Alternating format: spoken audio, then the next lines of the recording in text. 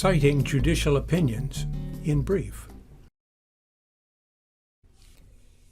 At its core, a citation to a judicial opinion, or case, consists of four distinct elements. The first element is a statement of the parties' names. This is commonly referred to as the case name, less frequently as the title, style, or caption of the case. The name is how one identifies the case in discussion, or for that matter, in oral argument. Willman v. Ewan. Wisconsin Department of Health and Family Services v. Bloomer. This element consists of the party names, italicized or underlined, so that it doesn't take up an inordinate amount of space. In most cases, the full names are condensed using an extensive set of omissions and abbreviations. For example, first names and second or third plaintiffs are left off. Most cases, although not all, are adversarial, involving at least two parties. Where that is true, the parties' names are separated by a lowercase v followed immediately by a period.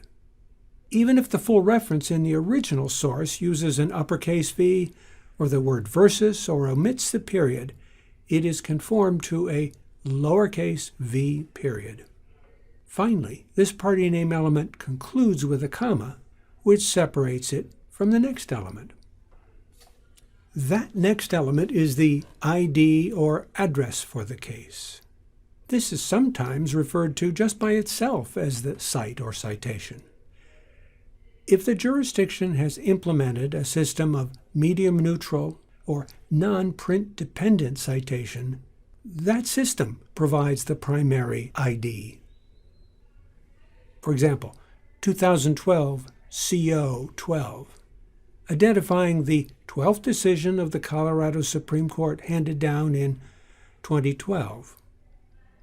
If the jurisdiction has not yet let go of print identifiers, one or more sets of print case reports or reporters supply the necessary ID, assuming that the cited case has been published. Such print-derived citations begin with the reporter volume number. It is followed by a standard abbreviation of the reporter name. The final piece is the first page at which the decision appears. Thus, 230 CAN for Kansas, 262 is the cite for Willman v. Ewan. 534 U.S. 473, the cite for Wisconsin Department of Health and Family Services v. Bloomer. If the reference is to a distinct portion of the opinion, and in most cases it should be, because American appellate decisions commonly deal with multiple points spread over many paragraphs and pages. If that's the case, this second element should also include the paragraph or page number, or numbers, of the cited portion. The reference to the specific page is often termed the jump cite or pinpoint cite. This is appended to the case ID or address and set off by a comma. So if the decision is published in volume 230 of the Kansas Reports and starts at page 262, and a specific passage being referenced is at page 266, the cite element would conclude 262, 266. In some situations, only one case ID is required. However, as a holdover from pre-electronic retrieval days, some courts and situations require the use of both a primary and a secondary or parallel citation. Most jurisdictions that have implemented non-print-based citation, for example, continue to expect a parallel print citation of volume, reporter name, and page number for each cited case, so long as it's available. Parallel citations are also expected in some states that have an officially sanctioned reporter when decisions appear in that reporter and also in a commercially published regional reporter, with the official reporter site coming first and the regional reporter site appearing second, again separated by a comma. When citing the decision of one state to the courts of another or to a federal court, a cite to its volume and page numbers in the widely used regional reporter system is commonly viewed as sufficient, there being no need to include a parallel citation to an official reporter.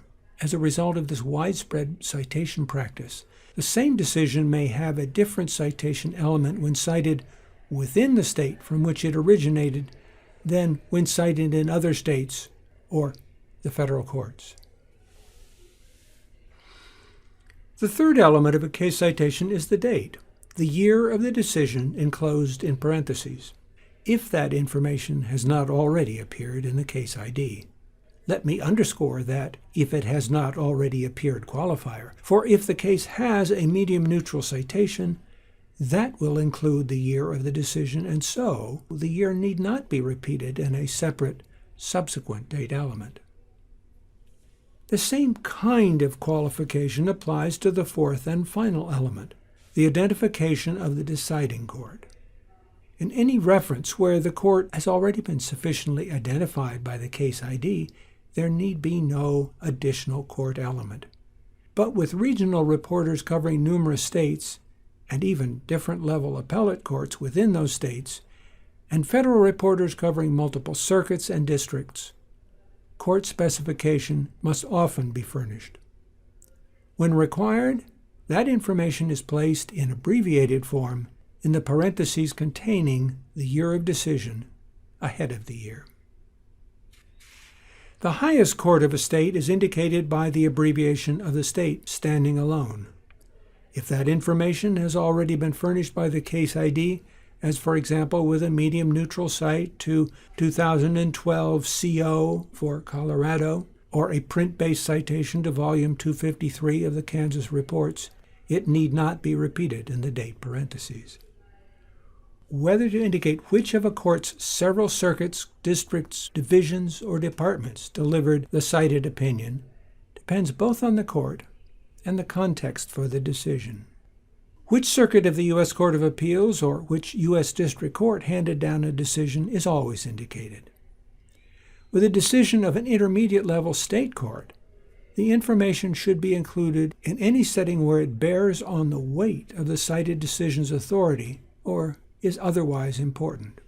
Thus, in a state where the decisions of one department or circuit are binding within the unit, but are only persuasive authority with other departments or circuits, the citation should identify the unit issuing the referenced opinion. When citing that same decision in another state or federal court, there's no need to do so.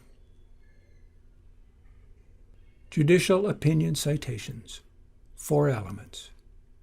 To recapitulate, they are the party names, the case ID or address, the year of decision, and the deciding court. For further details on this topic, including some points of difference in citation practice and situations calling for a distinctive approach, go to www.law.cornell.edu/citation and review How to Cite Judicial Opinions.